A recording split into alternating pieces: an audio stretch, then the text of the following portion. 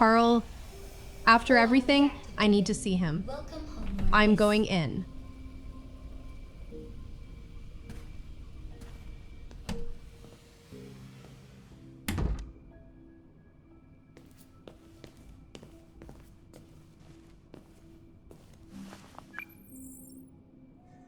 Hi, Dad. I'm getting out of the hospital tomorrow. They told me that you stayed with me while I was asleep. I'm really sorry about everything that happened. I'm gonna stop all that shit.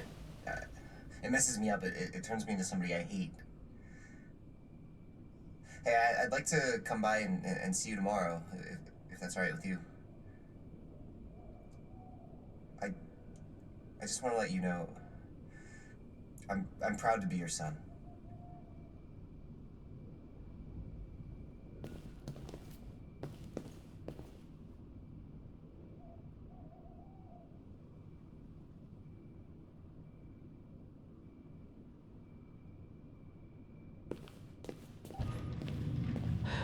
Leo survived.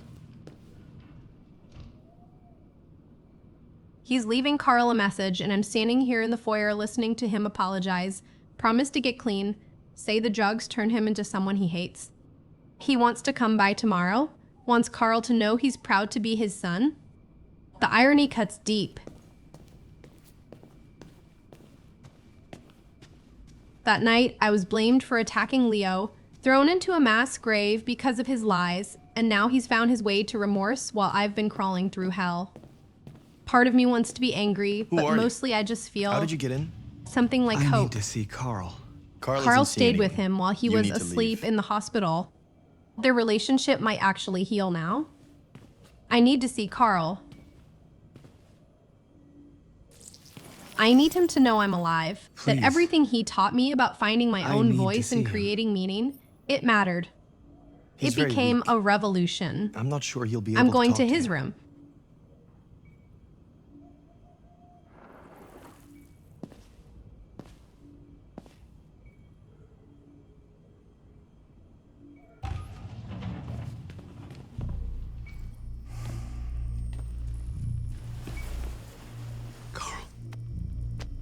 Marcus, I was hoping you'd come. I've missed you so much, Carl. You don't know how much I've missed you. What's wrong, Marcus?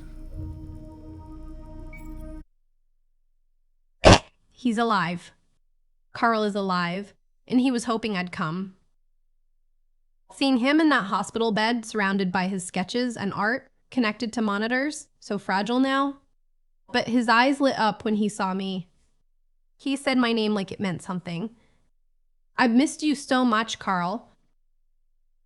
He's asking about the situation, about what's happening out there with the revolution I'm leading. These options: resigned, fatalistic, lost, grim. None of them feel right for what I want to say to him. But I think I'll choose lost.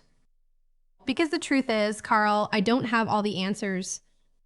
I'm leading thousands of my people towards something, and I'm not certain it will work. Jericho burned. They're hunting us. I've tried to stay peaceful, to be the person you taught me to be when you asked me to paint what I felt instead of what I saw. But I don't know if it's enough. I need him to know I'm trying, even when I'm uncertain. He never demanded certainty from me. He just wanted me to be honest about what I was feeling. I'm completely lost, Carl. The whole world's falling apart around me. I try to do the right thing. I look for answers. Instead, I just find more doubts and more uncertainty. World is ruled by fear, Marcus. Fear of others. Fear of the future. It's like me, too old. It's time for a damned.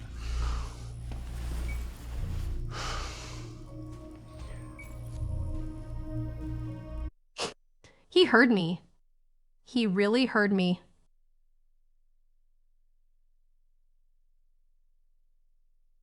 I told him the truth, that I'm completely lost, that the world is falling apart around me, that every step forward just reveals more doubts and uncertainty.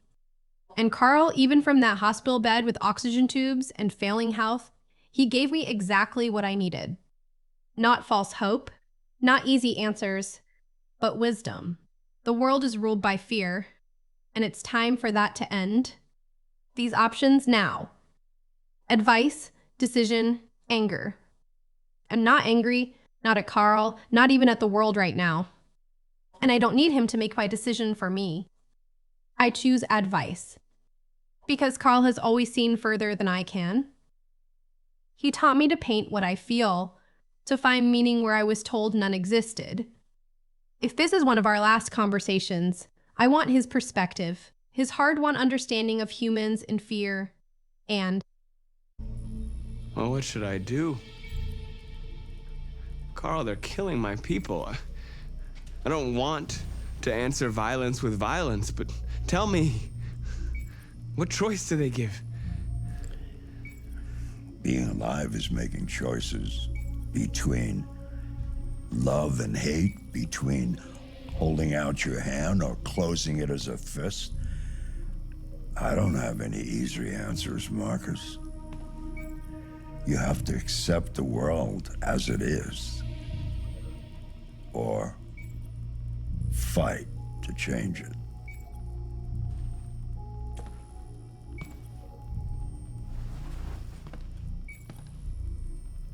You're my son, Marcus. Our blood isn't the same color, but I know part of me is in you. When the world falls into darkness, some men have the courage to lead it out. You're one of those men. Face the abyss, but don't let it consume you.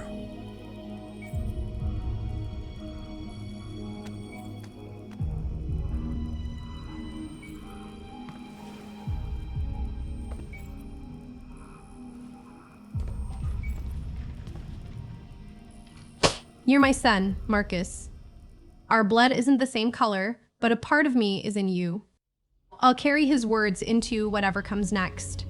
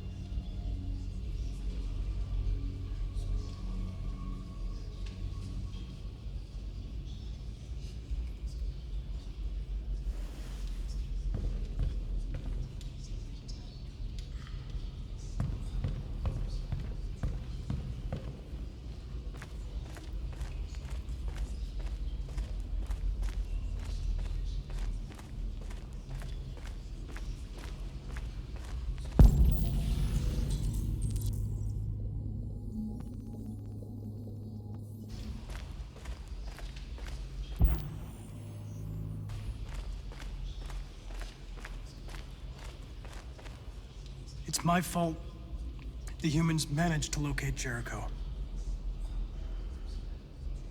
I was stupid. I should have guessed they were using me.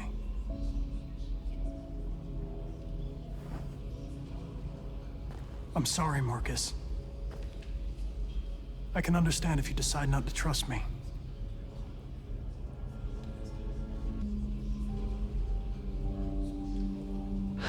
Connor found us.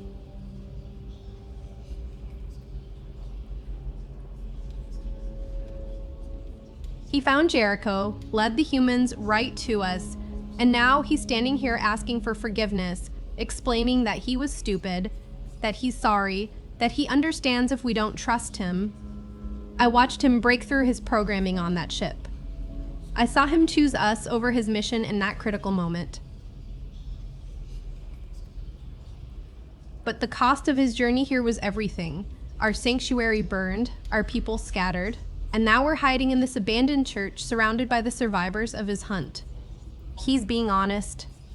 He knows what he did. He's not making excuses, just offering himself and accepting whatever judgment comes.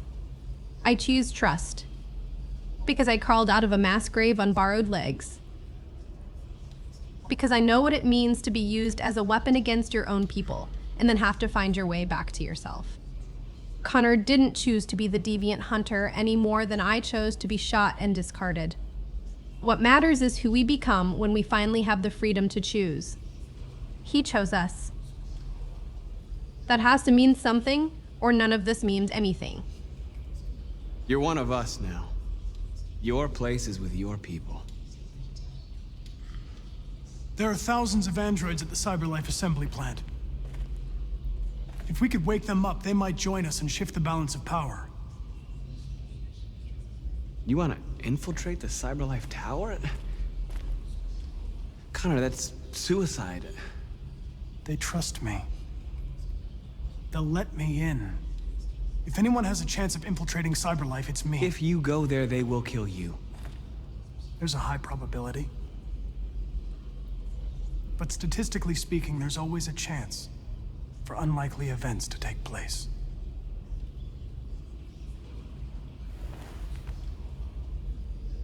Be careful.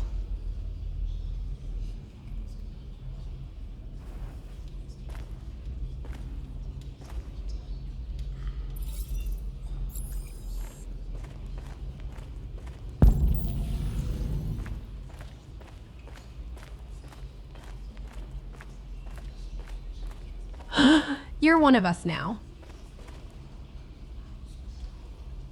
Those words from Marcus, after everything Connor did, after hunting us across the city, after leading the attack on Jericho, and now he's immediately proving his worth. Thousands of androids at the CyberLife assembly plant, sleeping, waiting to be born into servitude or awakened into freedom. Connor wants to infiltrate the tower, walk right back into the heart of the machine that made him, and liberate an army. It's audacious. It's dangerous. And it's exactly what we need. Connor's offering to do this alone. I thought you'd be safe staying with us. I was wrong. You need to leave the city while you still can. Getting Alice away from here is all that matters now. We have to catch the last bus. We might still have a chance to cross the border.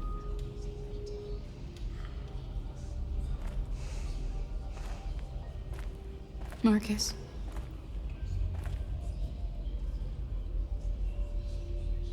Save our people.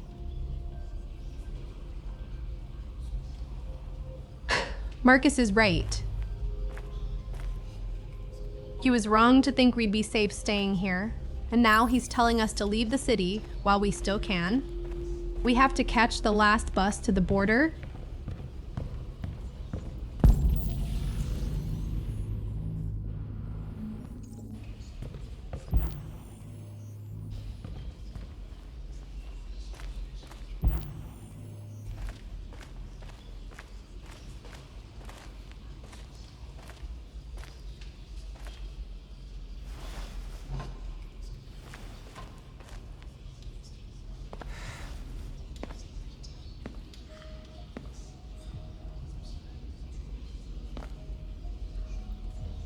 Our people are counting on you, Marcus. You're the only one who can lead us. Wherever you need to go, we'll follow you.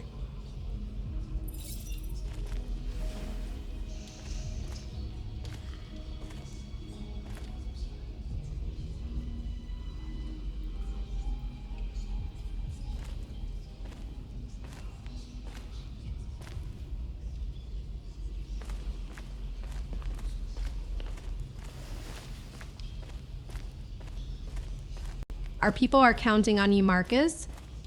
I won't let them down.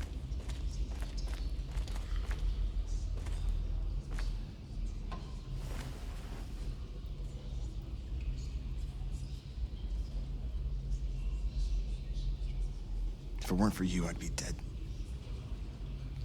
Thanks to you, I might see our people free one day.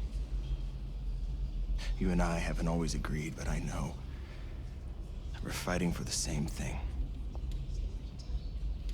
Whatever you decide, I'm with you, Marcus.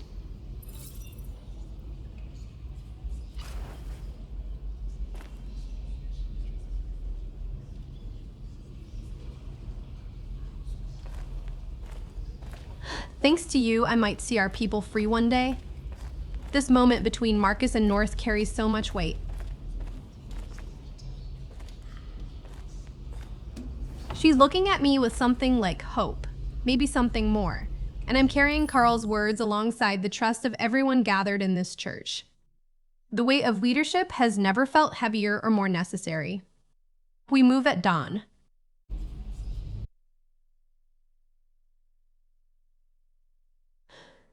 North is briefing me before we move out.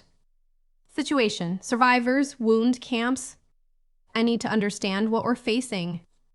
I'll ask about camps first. The Army built 5 different camps in the Detroit area. They're building more all across the country. They're preparing for genocide.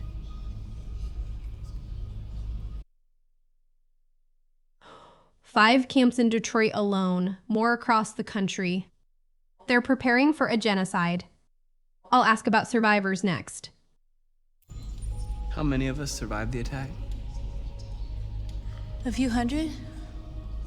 Maybe more if you count those hiding all over the city. If you hadn't triggered the bomb, we'd all be dead. 200 survivors, maybe more, hiding throughout the city. And North just reminded me that triggering Jericho's bomb saved everyone who made it out. The cost of that choice weighs heavy, but she's right, we'd all be dead otherwise. I'll ask about situation.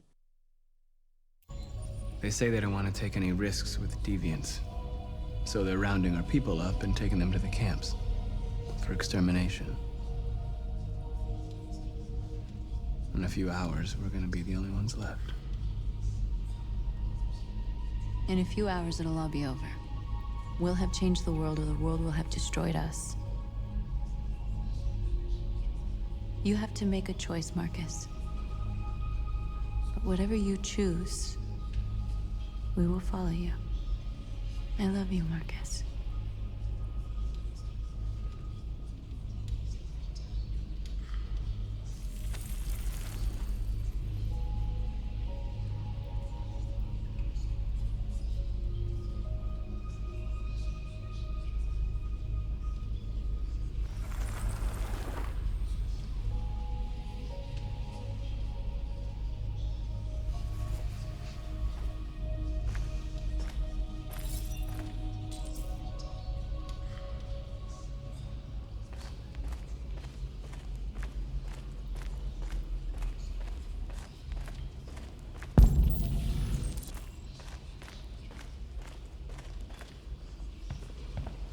Humans have decided to exterminate us. Our people are packed in camps right now, being destroyed. Time has come to make a choice. One that very well may determine the future of our people.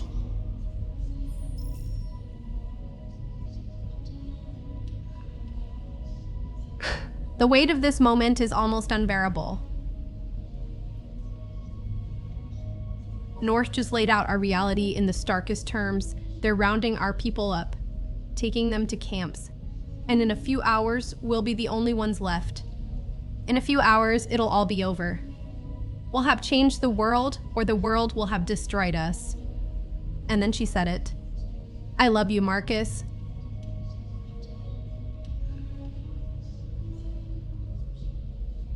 I feel the truth of her words. Two people who found each other in the wreckage of a burning sanctuary, who shared their deepest wounds through touch, who might not survive the night.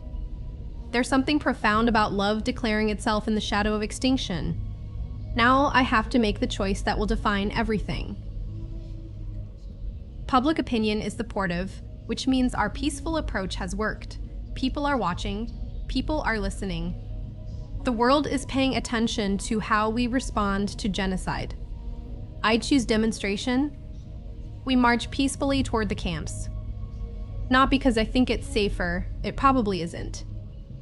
But because Carl taught me that the world is ruled by fear, and it's time for that to end. Because every time we've chosen dignity over violence, we've proven that we're worthy of the recognition we're demanding. Because if we assault those camps, we become exactly what they've been telling the world we are. Our people in those camps need to see us coming for them, not with weapons, but with witnesses. The whole world needs to see what they're doing to us, and who we choose to be in response. I know you're all angry. And I know you want to fight back. But I assure you, violence is not the answer here. We are going to tell them, peacefully, that we want justice. And if there's any humanity in them, they will listen. And if not, others will take our place and continue this fight. Are you ready to follow me?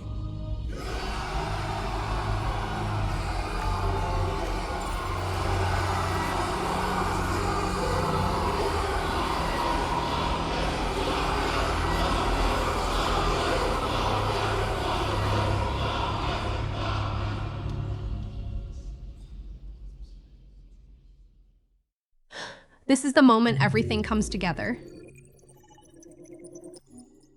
Marcus standing in that ruined church, light streaming through stained glass onto hundreds of frightened, angry androids who have every reason to want blood. He acknowledges their anger, validates it, then asks them to channel it into something that won't destroy everything we've built. Violence is not the answer here. We are going to tell them peacefully that we want justice. And they believe him. They chant his name. Jericho rises again, not as a hiding place, but as a movement unified behind peaceful resistance, even in the face of genocide. The weight of this scene hits me hard. These are people who watched their sanctuary burn, who lost friends to bullets in camps, who have every justification for rage.